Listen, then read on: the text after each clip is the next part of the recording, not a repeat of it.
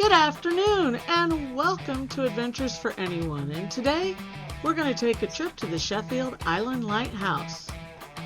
Now, as you can see, this is a lovely little tour, but we've been battling the weather here a little bit, so it was kind of a dreary day. It turned out kind of nice in the end, so it's really nice. We have these lighthouses like Sheffield Island. They're all along the shore of Long Island Sound here in Connecticut. They needed a lot of help guiding these boats into these deep river harbors that we have, like this one here in Norwalk. They go way upriver to unload their goods. Now here in Norwalk, you can see this piece, which is between the drawbridge and the railroad bridge. This is where the Sheffield Island tours used to take off from, but now they're on the other side of the drawbridge at 70 Water Street because of all of this construction. And once again, it is a busy waterway all the time. Now here you're going to find on the other side of the drawbridge, like I said, is where you board the small boat that takes you out to Sheffield Island Light. It's a good idea to get your tickets ahead of time. They'll cost you between $35 and $40 depending on the day and the website you use to get them. But it is a small boat, takes about 20 people out, so I would get the tickets in advance.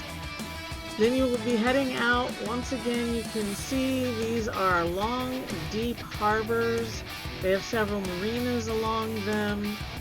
Boats come in and out of here all the time. They tell you on the way out all about the private parks that are for residents only that the rest of us aren't supposed to go to.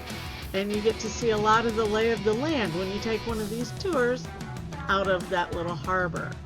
Now the one that goes to Sheffield Island, like I said, about 20 people can go on the boat.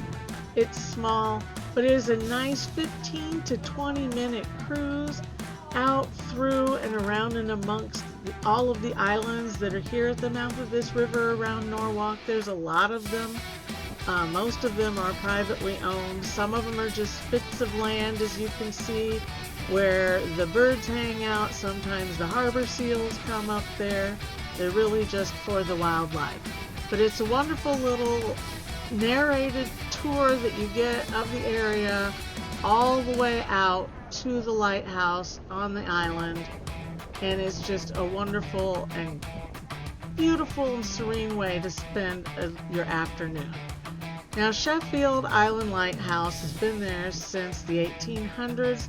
The current building was finished in 1868.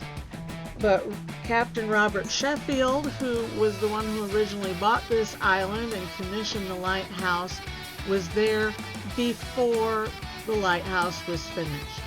He and his family lived here. They had teachers and tutors on the island. That's why you'll see all these other buildings. They used more than one building in their lifestyle. And it's just a great way to come and spend some time. Up here you see a nest. That is our famous ospreys. They live here on the island. They are a giant, beautiful carnivorous bird that Connecticut is well known for. Now, there aren't a lot of facilities here on the island. There are restrooms, there are pavilions, but you're going to want to bring your own picnic, drinks, snacks, and anything like that. You're going to spend plenty of time here. This whole tour takes like 3 hours. It's an entire afternoon. It's a great way to spend the time. There are hiking trails on the island. There's a nature preserve on the island. There are a number of views. It's just beautiful. And of course, we are in Connecticut. There are Canadian geese on the island. I found these guys to be pretty passive though. They weren't driving me crazy and threatening to charge me and hissing at me like some Canadian geese that I see around. So they won't bother you, and you can thoroughly enjoy your time and not worry about any of the wildlife. You might want to bring along some bug spray. They do have bugs out there, but they're not too bad.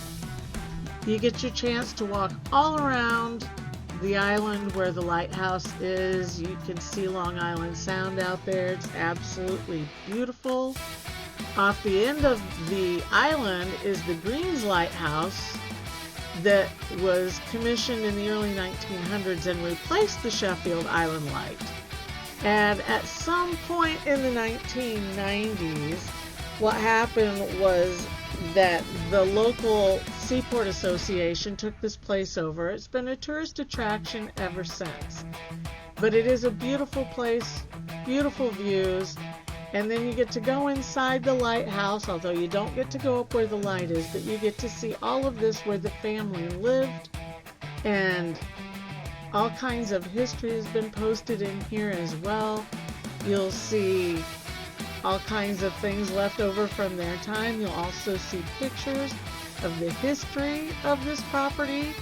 It's really an interesting place. It's been through a lot of changes over the years before it became a museum. Here's one of my favorite parts where you can put a pin in where you're from. People have been here from all over the world. I didn't put a pin in that day because it was not my first trip to the Sheffield Lighthouse. But it is a really interesting place with a lot of history and a lot of beautiful views off of this island. You can see they have the kitchen, is a lot of original stuff with the stove and everything. And once again, out the window, you have beautiful scenery. And then on the way back, you listen to music. They basically told you all the stories on the way out. So on the way back, which once again, 15 to 20 minutes back to Norwalk Harbor, is a lot of listening to music and really just enjoying the view.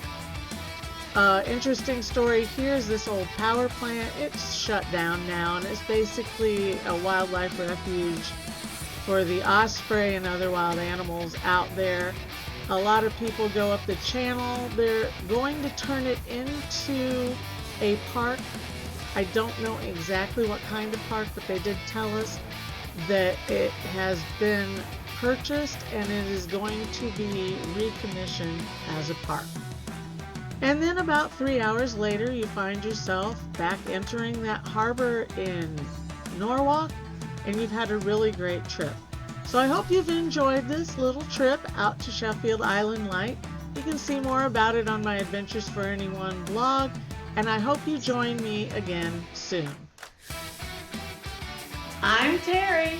I'm 60 and I'm not done yet. So join me for more Adventures for Anyone next time, and like and subscribe if you want to learn how to do great things no matter how old you are.